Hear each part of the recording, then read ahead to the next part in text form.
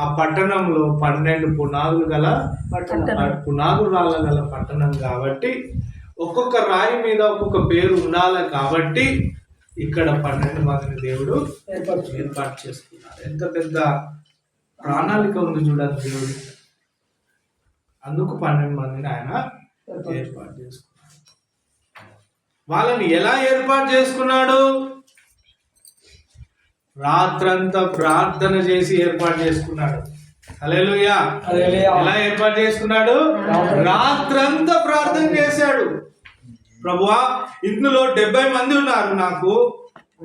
ఈ 70 మందిలో ఆ పునాది రాళ్ళ మీద రాయడానికి యోగ్యులుగా ఎంచబడిన వ్యక్తులు ఎవరో నాకు కనపరచు ప్రభువా అని తండ్రి అయిన దేవుడితో యేసు ప్రభు ప్రార్థన చేశాడు.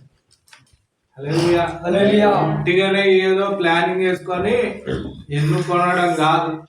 ఈరోజు సంఘములో నాయకులను ఎన్నుకొనడానికి ఈరోజు సేవకులు ఎంత ప్రార్థన చేస్తున్నారండి? కనీసం ప్రార్థన చేస్తున్నారు వాళ్ళ గురించి? ఎవరిని పడితే అడిగి తీసుకొని వస్తున్నారు, బాధ్యతలు అప్పచెప్తున్నారు. పై రూపాన్ని చూసి, వాడి టాలెంట్ చూసి, మాటలు చూసి ఎవడు పడతాడు. ఎడ్డిగాడని చూడడు, మంచోడని చూడడు, తెలుగు ఉన్నాడని చూడడు.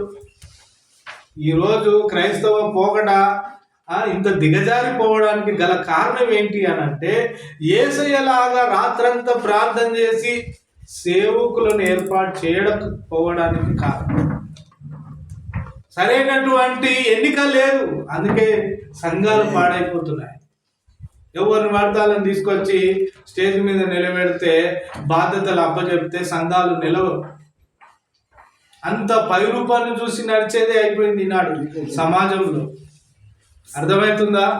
సమూయేలు ప్రవక్త కూడా ఇజ్రాయేలీలకు రాజును ఎన్నిక చేయాలి అని దేవుడు పంపిస్తే, యెషయా కుమారులలో ఒకరిని నేను ఏర్పాటు చేసుకున్నానని చెప్పాడు.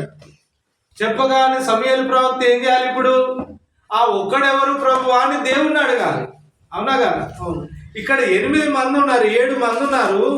ఇందులో ఒకడెవరు ప్రభువా అని దేవుణ్ణి అడిగేది పోయి ఈయన ఏం చేస్తున్నాడు సమూయేలు?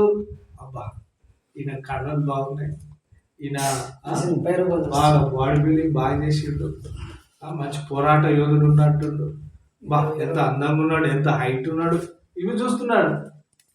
ఈనాడు